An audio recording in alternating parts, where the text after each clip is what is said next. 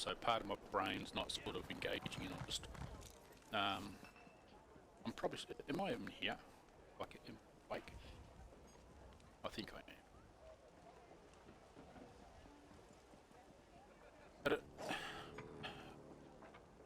so I'm going to be open. I have major depressive disorder diagnosed by a doctor. And look, I had to have labels attached to my conditions because of claims for military compensation and so on. And without a label, without treatment, this sort of stuff, they won't. Even when they tell you that you've got this, you've got that, you've still got to fight for your compensation. It's not just handed to you. In some cases, there's a lot of BS that goes on between yourself and look, BA and DVA in Australia are like an insurance company, and they pay our compensation payment, either a lump sum payment, pensions, all that sort of stuff. So they don't like to pay that out. So there's a lot of to and fro. You know, you got to cross your T's, dot your I's, and it's like anything. You know, it's like other insurance plans where there's big payouts or pensions paid out, all that sort of stuff. But the military side of things, the VA, the DVA, you're arseholes. Just saying, you know.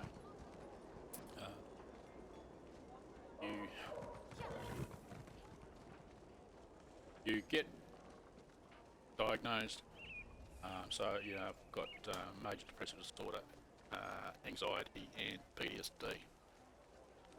And then to the side of that you have all these other weird shit things that go on. You take medication and the medication, you know, does something to you, so you've got to take some other medication to balance the other medication.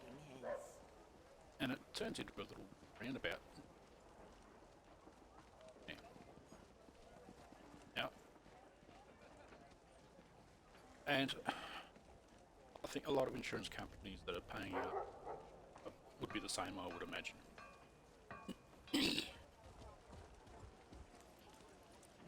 Now, with mental health, well, I speak for myself, I suppose. I can be struggling, yet when I'm doing something I enjoy, I can be smiling and laughing. That doesn't mean that I'm right, that my episode's over, that, oh, you're smiling, you're happy, you must be right now. That's not the case at all. It's very rarely the case. You see people that do have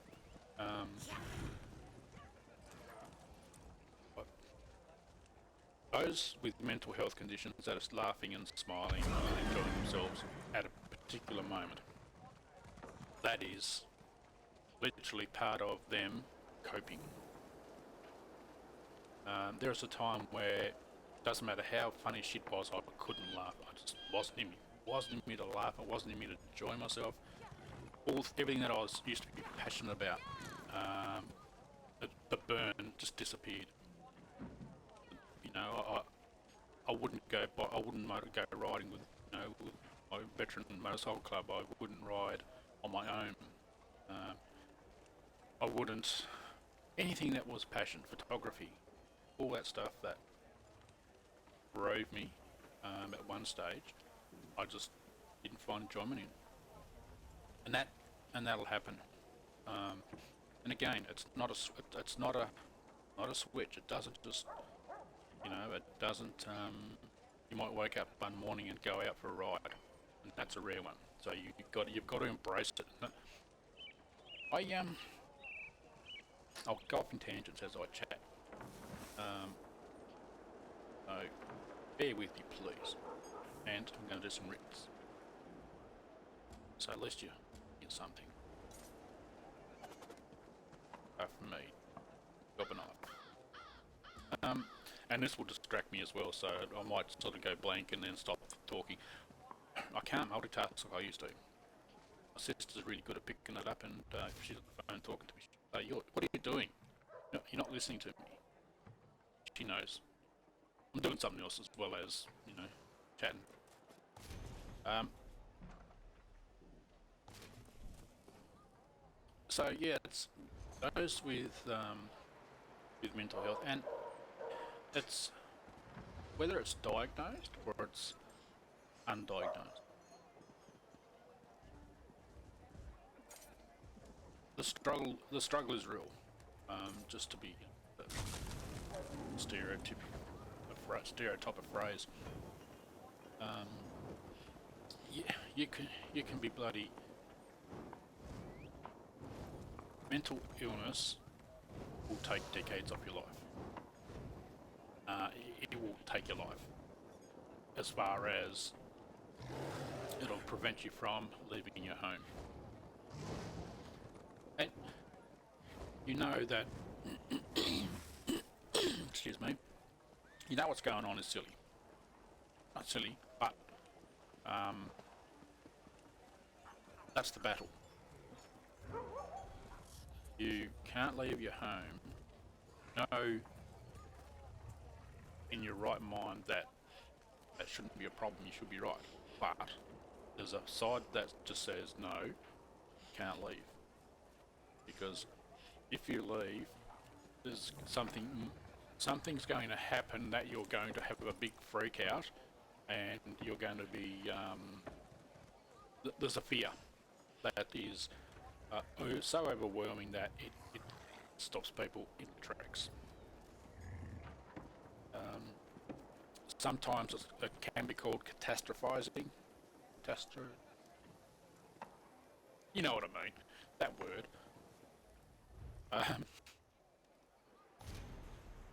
Other times, anxiety is also a fear of what may happen. Anxiety is a relived experience of what, excuse me, has happened. You get anxious about past happenings. You get anxious about current situations. You get anxious about what might happen. So you're not only fighting that, you're literally fighting all these things, and your mind knows that. It's almost like your mind is fighting. You're fighting with yourself, and that's what it is. And it's just, excuse me.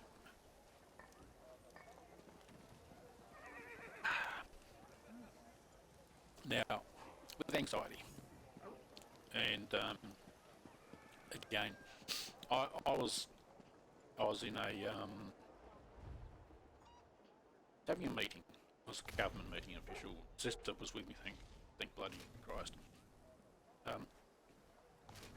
And I was being asked questions by what I thought was just an office person, but they were a psychologist.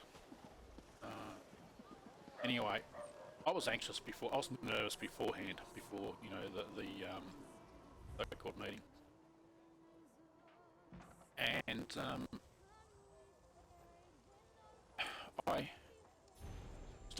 I started the meeting. It was just ask questions. What are you doing? What do you do day to day? It was like a capacity assessment. How are you? How's your life going? Anyway, partway through this thing, I felt like a little bit tunnel vision and a little bit vague and weird. And, and I'm answering all the questions, and then we left. And my sister said, "What the hell happened there?" I said, "What do you mean?" She said, "You weren't making sense.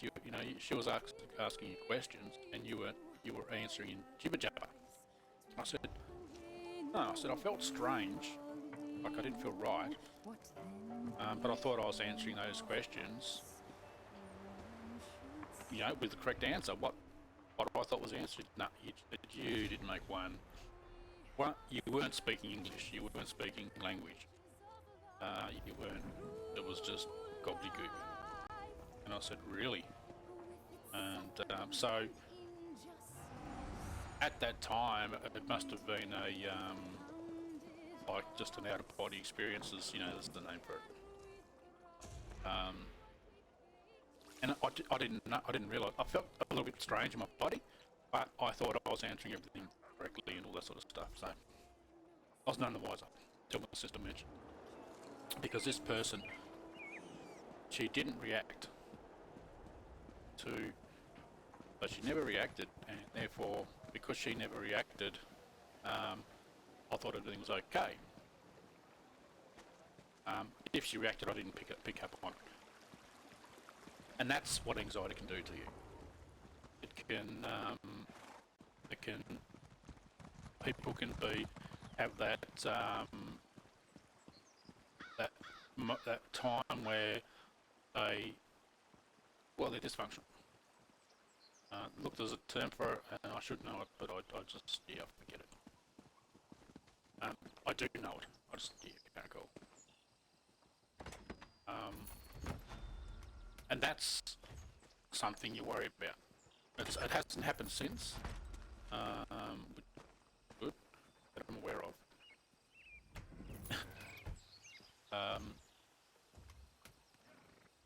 So that's something that happens with anxiety. So you know, and that's why a lot of people, they're found in the street and they're disorientated. They don't know where they are. They don't know how they got there. Sometimes that's if they don't have dementia or anything like that. It's usually they've had that experience where they've just out of body experience.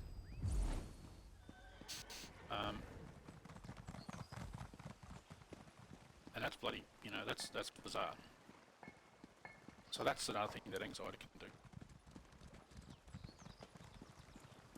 And it impacts any levels.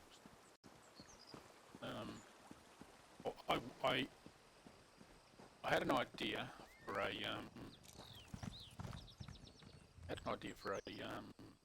There must be a thesis. bond between the Sench Mount and those who I wish won't to share it ride because them. it's Otherwise, still something I want to try and do.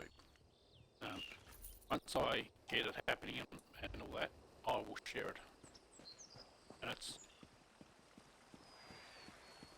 an interesting overview of how one impacts any. A sun, what, feel it in the face?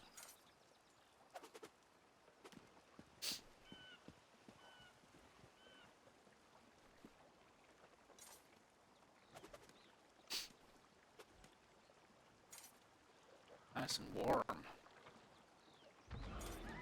14 degrees, so it's 7:26 here in Tasmania. Been up for about an hour. So I don't know if that means I'm going to be up all night. I actually don't know. Is there a patch tonight or is it tomorrow night? What day is it? What month is it?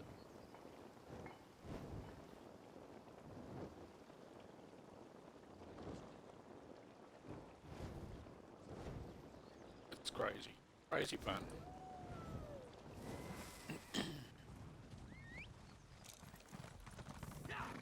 And so you have anxiety, and it does all weird shit to you, and it controls your life in certain aspects.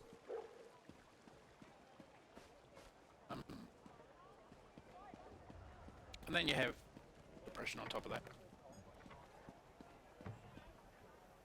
These things are usually brought on by, well, so many different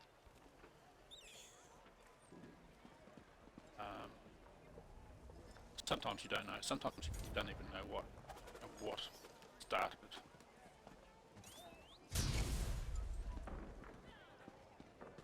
But PTSD, well, that's a trauma event. And that can be a trauma event from young, as you grew up, as an adult, and that one can be tough to pick. As veterans, we associate trauma events with incidents that we've been involved with during our service. I'm not a war veteran. I had a incident in 1995 where I lost someone under my command in a training accident. They died, and that fucked me up. I basically felt like I would have saved their life. I was prevented to by someone else. I was ordered to stand down. I didn't want to. I went mental at the officer and told him that I wanted, yeah, I came down to, do I disobey an order, or do I go and try and help someone who I may have been able to save with the medic, or do my army training kicked in and I obeyed the order. But my true being, my true self, wanted to disobey the order and go and do what I wanted to do, what my intuition told me to do. And I didn't listen to that. And because I didn't listen to that, I suffer what's called moral trauma. You know, it's realistically, it's not my fault that this person passed away. However, they were under my command, so I feel responsible because I should have disobeyed the order of an officer who hasn't got a fucking clue, and gone, helped, done my job, done what I'm fucking good at, and provided assistance. Whereas, look, there's a lot to it, but you know, simply put, I feel I failed them, and that's what knocks me on my ass now and again. That's what gives me grievance. I feel like I didn't do my job as a corporal in the Australian Army.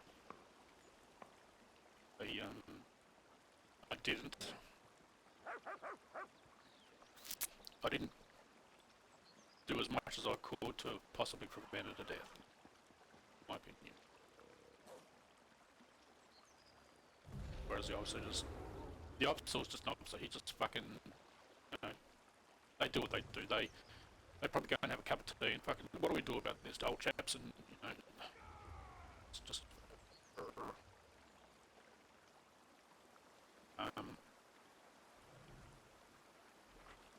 So yeah.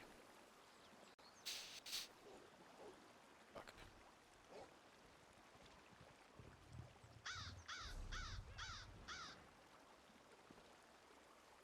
Need a moment. I'll bank it myself. Better.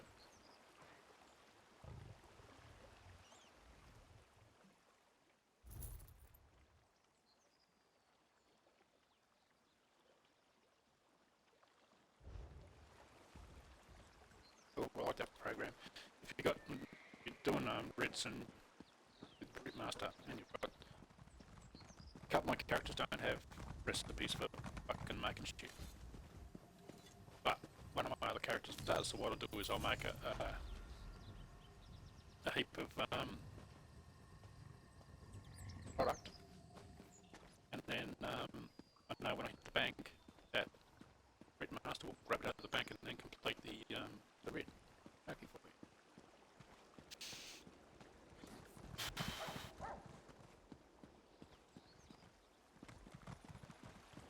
A moment, please.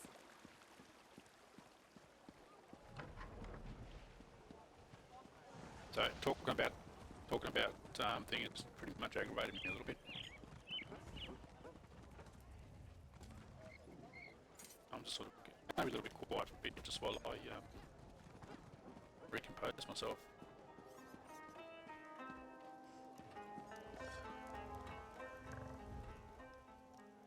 The wood elves have their rot brew made of meat and bile. The lizards eat their Recipe bugs and banana surprise is unknown. but those of us who walk the sands Read that know one. life's greatest pleasure Or I is strictly grog. sweet. A tasty Yeah, well, so you can make that. Don't just stop. when sugar that No. we I know that. I'll go buy it. Okay. See if the auction house has got. fields drenched in moonlight. So I've used gaming a lot as a means of fucking getting away from my moments. But I'm a bit triggered at the moment talking about that incident. Sort of triggered in a way that's new.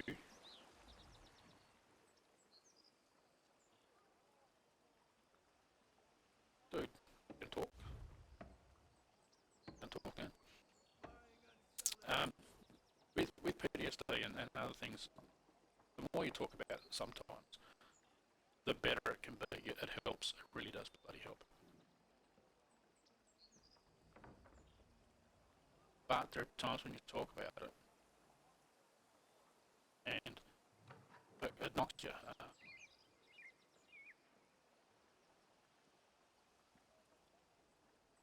Banana. What was I supposed to make? Banana. Fries, banana. Yeah. Banana surprise. Okay.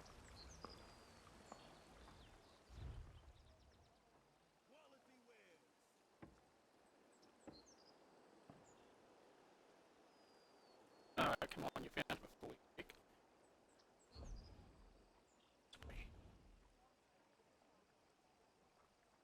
Oh, I didn't find it. It was in the index that recipe banana surprise. Here we go. Yeah, you can search. That's better. So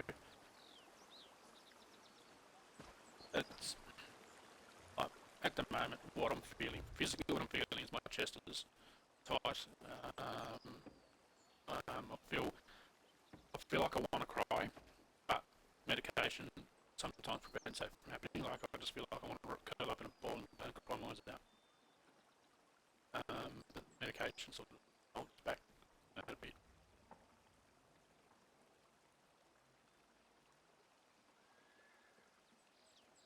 Is it finished?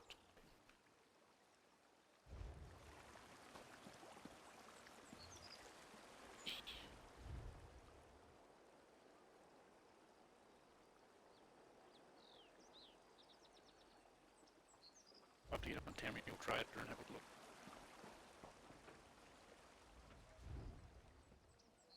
Or do what I normally do and just grab one of my main provisions. Well, I've got two provisions that are 50.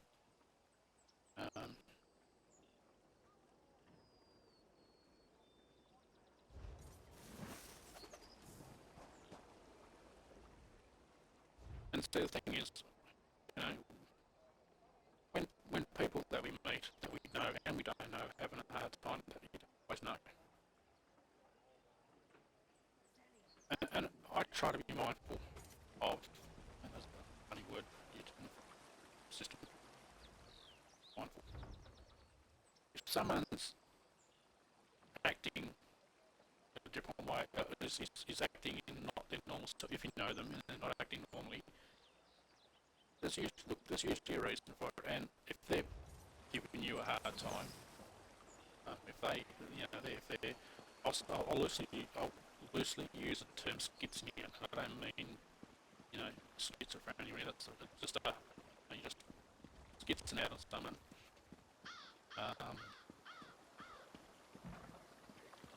There's something going on with them, and you are not the intended target of their rage or their outburst. Sometimes, not always the case. Sometimes you are.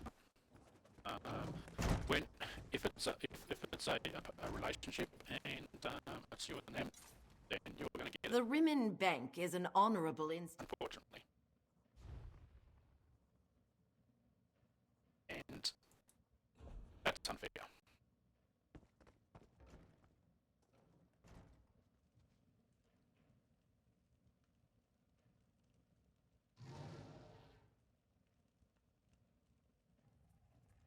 Much about. Okay, make a note. Got to make a note. Just get a heap of a surprise.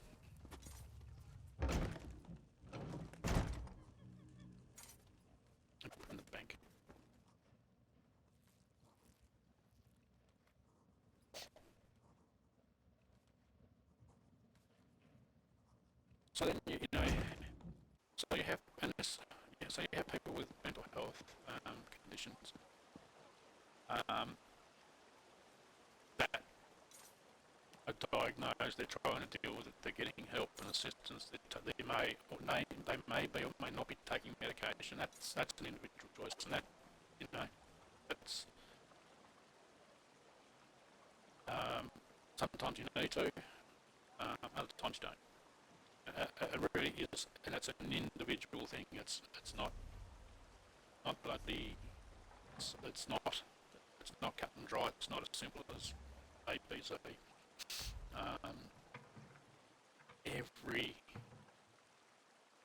Every individual will react to the same medication as everyone, as prescribed by healthcare professionals in a different way. Like I was on a medication and it basically impacted me in ways, and my psychiatrist at the time, I don't think that's true. I said, hey, I'm telling you, this is the case. So if they say that, no, that's not possible, but don't always listen to what they say. Second, guess it's a second opinion or even a third if you.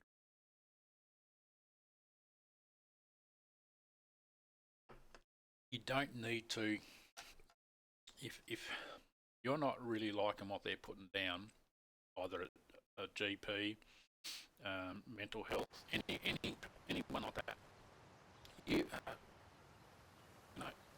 don't always have to take that first thing as what's wrong. You in your own mind and body know, no, that's not right. If and you're telling them, say, no, this is what it is. Yeah, no, pursue it. Don't back off. Pursue it. Push. I tend to let things. I fall through the cracks of society a lot. Because I just cruise along.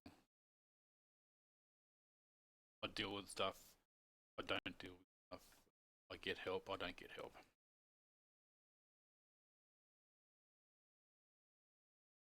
I don't do drugs. Don't drink alcohol very often. Socially now and again. I don't smoke. My go-to is gaming and motorcycle riding. And also photography.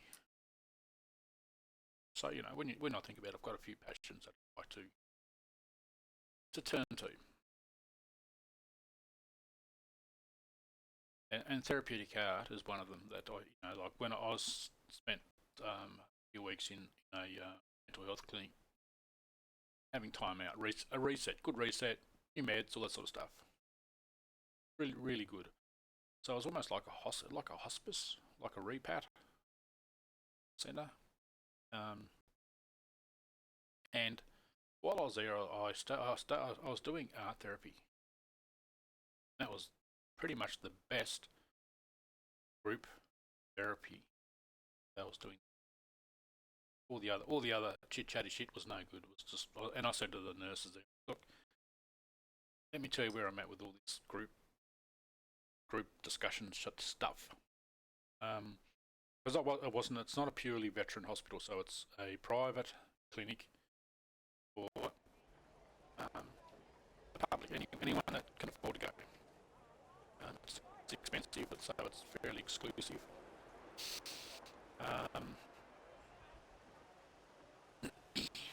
And I basically put it. I said to the staff there, because they wanted me to go to the group, the group topic, group shit, just all the group. I said no. Yeah, but you have to. I said no, but I don't have to. I said this is why. Now I put it to you that if I go into a group counselling session and we're all talking, people telling people are stressing out there, and I really, really stressed and pointed out By no means I by no means say that my stresses are any worse than anyone else's. Trauma is trauma, and that's trauma is true to that person who's experienced it, and it doesn't matter what the trauma is. Just because I'm an army veteran and I have a trauma from my service doesn't mean it's worse than anyone else. So I just want to say that now. But when you're in a group therapy situation, you've got 12 people talking about, what they're struggling with, and it's real to them. So I'm not taking it away. But when they're talking about things like,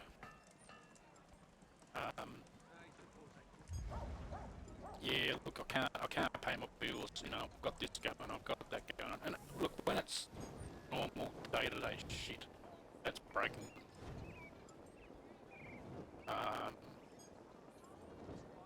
As someone who's anyone in front line in any organisation, front line, cops, fireys, EMPOs, first responders, veterans,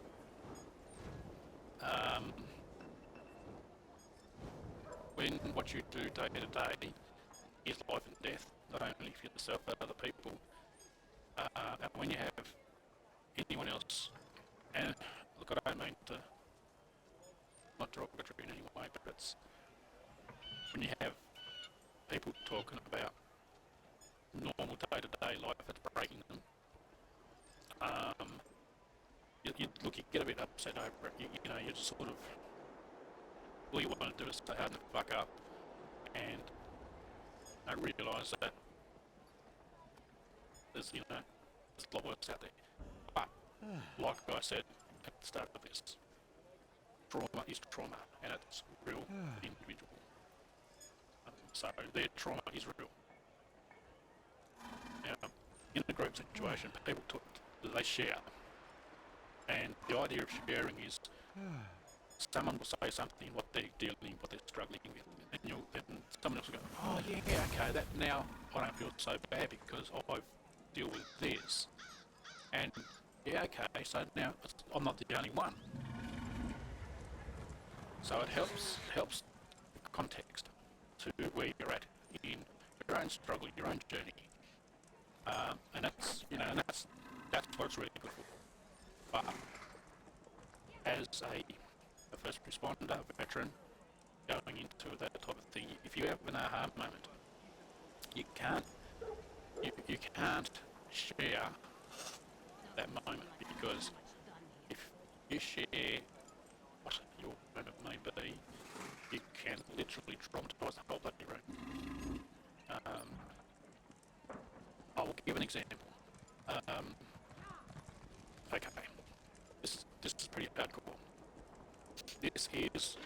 This happened in a veteran only group session, and this is what I mean by first responders should not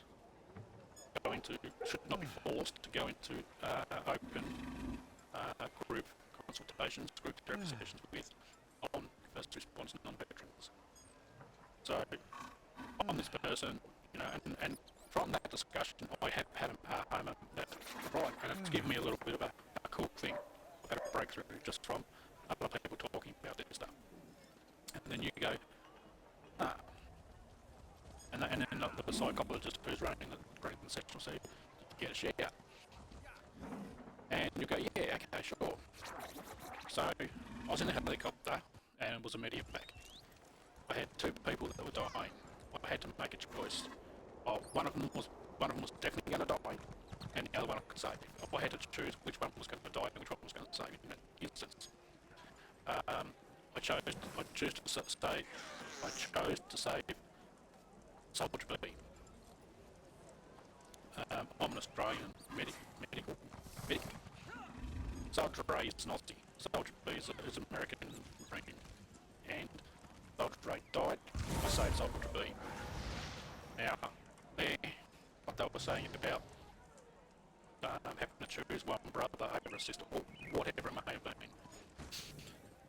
When you compare that sort of trauma to normal day-to-day trauma, and you say that sort of shit if you share the truth of what you do as your job in military, in a war zone, sometimes not in a war zone, it can trauma the fuck out of civilians that have never even contemplated what really goes on.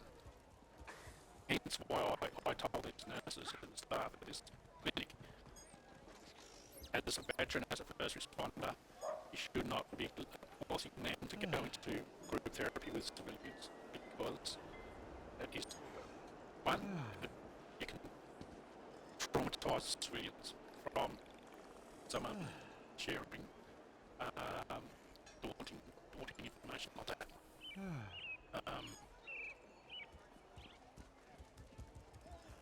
When you explain it, when you have a moment like that with a group of veterans, yes, it's still scary, it's still hard to talk about, but they all get it. They're all on it, and that's I had to educate this hospital on that principle of don't force veterans, don't force first responders into group therapy because you think they've got to do it, because you need the numbers to get paid for any of that sort of shit. You're doing it wrong. And that, so I stopped going to their group therapy stuff, and I went to art therapy with groups, and that allowed me to really hit a level of peace. Because when I was going to group therapy with civilians, I was getting angry more than help, so it wasn't helping me. It's frustrating. I shouldn't be like that, and I shouldn't think like that, but it's how it is. But yeah, therapy, you're being creative, you can get in your zone, and you can just do your shit. You can just create a way. I'm not an artist per se, like my art is photography, my creative talent is in photography. I can't paint, I can't draw. No, sorry, that's wrong. I can paint and I can draw. But they're from when I do a drawing, it's childlike, so it's not a so I can do it. It's just at a different level. Yet I've had some pieces that I've created, and they've been bloody amazing. Like hanging on the wall, and I'm proud. And people comment. So it's not the fact that I've done these ones already.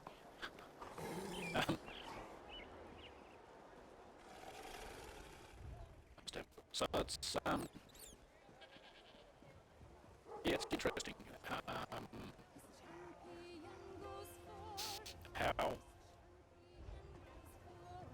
some things that you do to get help can be non-helpful.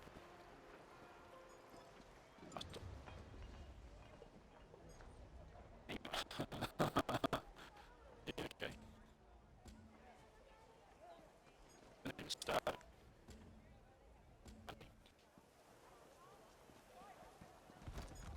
But it's funny.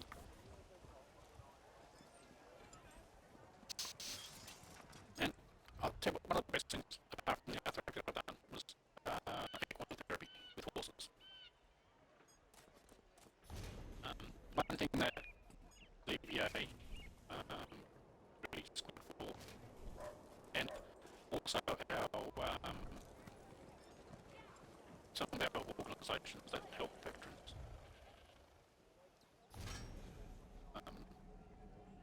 they give us opportunity to find ways to cope and heal and all that sort of stuff. I did equine therapy through an organisation, and it was just amazing. Always, I've ridden horses when I was young, and I was bucked off horses, I've been dragged by horses. So I have good and bad experiences. And one stage I was offered to learn how to drive a pacer. So the trots. I don't interview racehorses, and the trainer offered me to teach me to give me an apprenticeship as a driver.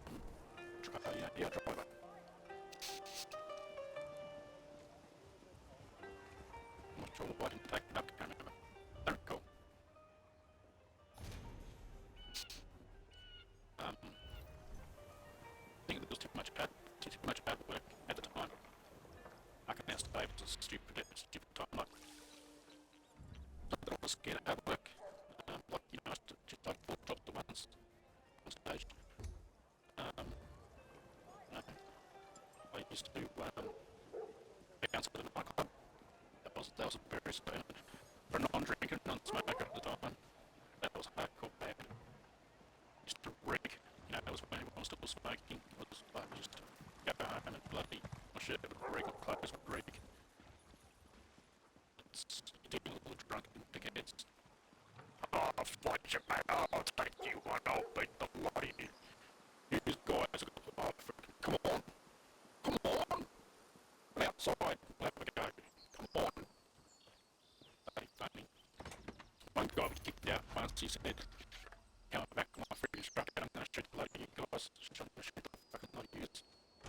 And close to knock-off time, he was actually hanging around opposite the pub where I used to work. And we were all going, this guy's freaking for real. And we actually got the cops to come and check him out to make sure that he wasn't bloody carrying the gun. It was shoddy. It's very, very interesting job doing nightclub bouncing, pub bouncing. But I used my brains before. A few other guys would use brawn before brains. So yeah, there was one night. My cousin's had a bad reputation around my city. Bit of a bad boy. Crazy, insane, like he represented Australia at the Olympics for judo, so it was he could handle himself. There are many varieties of Senchkat steeds. He'd get pissed and you know, be drunk, and he'd run amok, and he'd get in the fights, and he'd get in a lot of trouble. And so all the bouncers were pretty much scared of him. And he was in our pub one night, and he was leaving, he was drunk, and he had a glass of beer, and you know, they were trying to take it off him, and they wouldn't let him out of the pub. And they knew it was my cousin. They came up to me and they said, "Can you bloody say dog?" And he's trying to leave, you know, a glass of beer, and we know we can't bloody do anything about it, but can you just speak to him? And I went up to him, and he looked at me, you know, he's drunk, and he put his bloody giant hand in my face like that. He's looking at me laughing. I said, "Come on, man, you bloody drink up." He's laughing, you know, he's playing. Drank his beer, and he gave me the glass, and then he walked and left. One of the funniest situations.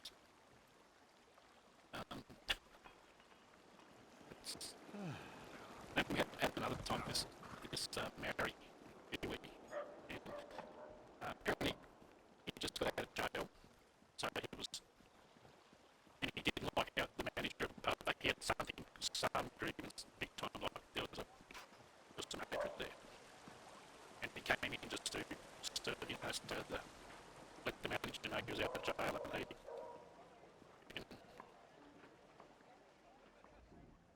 you and I are gonna catch up at some stage. Heading to the abode of ignominy.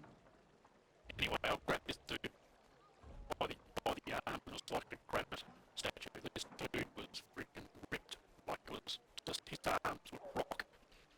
And I thought to myself, holy crap, this dude could just go fling and flick the six of us off like that. He had the manager by the throat, and you know, and he was just in the manager. He was, you know, he was just showing. He was just peacocking. But he was scary. He was just, damn, he was scary, dude. And after that night, I thought, I've got to go to the gym and bloody just put a bit of weight on, put a bit of muscle on, because you know, he, he just, honestly, he just got ping. Look, I was impressed with his bloody, that muscle impressed me. I thought, man, and it made me go to the gym, and then I went and developed my own rocks. But yeah, it's amazing things like that, how they can make you, make the change.